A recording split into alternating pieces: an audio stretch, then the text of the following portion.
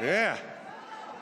Well, now it feels like home. Thank you all very much. What a shock you're for Trump. I'm going to fall over dead. Every one of those boos, every one of those catcalls, every one of those yells will not keep it. Yes, sure.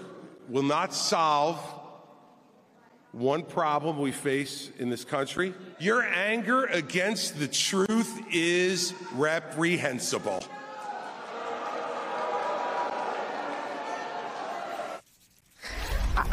I'm writing that down as quickly as I can. Your anger against the truth is reprehensible. There are a lot of reasons why we are at this place, and we don't have time to deal with all of them. But to help us unpack what you just saw, senior opinion columnist for the Boston Globe, Kimberly Atkins-Storr, and former Congressman from Florida, David Jolly, both are MSNBC political analysts. I sparingly depict the Republican primary because it isn't one, really, Kim.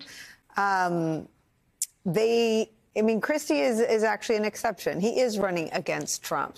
The others seem to be running for him, next to him, because of him, in addition to him. It's unclear what the rest of them are doing. Christie is running against him, and that's what the base thinks of that.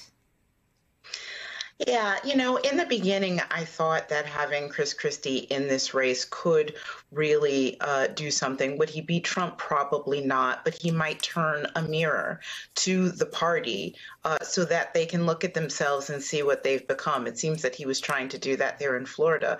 The problem is, up until now, Chris Christie really hasn't done that. He's been running against Trump, but not running against Trumpism. And he's been spending a lot of time up in New Hampshire trying to get a toehold there, talking to people, including me and my colleagues at the Boston Globe. And I asked him about that head on, and he disagreed with the premise that the party has changed under Trump and is not the party that it was in 2012 or 2014. And he seemed not to get it. Perhaps that's why at the debate, he hasn't really come with the fire that I thought that he would. He gets distracted fighting with Vivek Ramaswamy and whatnot. And he hasn't been that Chris Christie that tells the truth to the base of the Republican Party. Maybe if he'd done that more, at least more people would be waking up to this reality than have so far.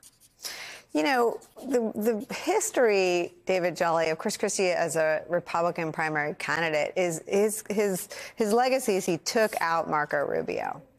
He doesn't seem to have tried to use a debate performance yet to take out Donald Trump. No, he hasn't, nor really Ron DeSantis or others. I have a slightly unconventional take on this about Chris Christie, and condemnation to the Florida Republicans who are booing him. Chris Christie is on the right side of history. He's running for the right reasons. He's challenging Donald Trump on his anti-democratic themes. But I would say to Chris Christie, what are you doing in this race? And what are you doing in this party? And what I mean by that is with a bit of exhaustion, because this has never been a party that is shaped for a Chris Christie presidential run. If it was just a matter of getting the message out against Donald Trump, then Kim's exactly right. Deliver that message and realize you're going to get booed because the Republican room does not want to hear that message from Chris Christie. But it's why I started with the why are you even in this race? Because that message for me goes to a lot of other Republicans today, including Liz Cheney, Adam Kinzinger, all the ones we know by name with the spotlight who are doing the right things in this Trump era. I don't know what you're holding on to anymore, because this is a post-ideology coalition, the Republican Party is. It is an angry, anti-democratic, populist movement that occasionally has a whiff of conservatism. If you're Chris Christie or others who think you're going to use the Republican Party to advance a conservative cause, you're not. And I don't know what you're waiting for. And if the boos in that room in Florida weren't enough, very respectfully, because he's in it for the right reason. But what's it going to take for you to say enough with the GOP? Let's go in a new direction. I was thinking, too, Kim, about the impact of Liz Cheney's role on the January 6th committee on the midterms, of sort of being a loud, visible, televised voice that independent voters saw ahead of those midterms, helped make impossible a red wave of any kind. And certainly seeing Chris Christie saying this, your anger against the truth is reprehensible, is an impactful message. I guess my question is, I mean, did he have any sense when you talked to him or interviewed him that it was getting out to anyone? No, it seemed to me that I agreed completely with David Jolly that I was sort of asking him that very question. Why do you want to be the head of this particular party as it stands now, particularly if you are trying to prevent Donald Trump from holding office again? Those things seem a little incongruous, and he couldn't really square that circle. He wanted to believe that it was just Trump, it seemed. That is the party. That is the problem with the party, and that it hasn't metastasized farther in the way that it clearly has, and that is showing him in the face.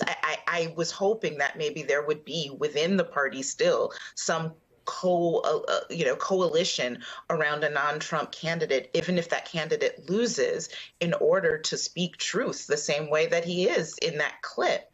But that certainly hasn't happened, and he certainly isn't leading that effort. And I don't see how Republicans can right themselves in the way that he may genuinely want them to without doing that. It's so interesting. We'll continue to have this conversation with the two of you.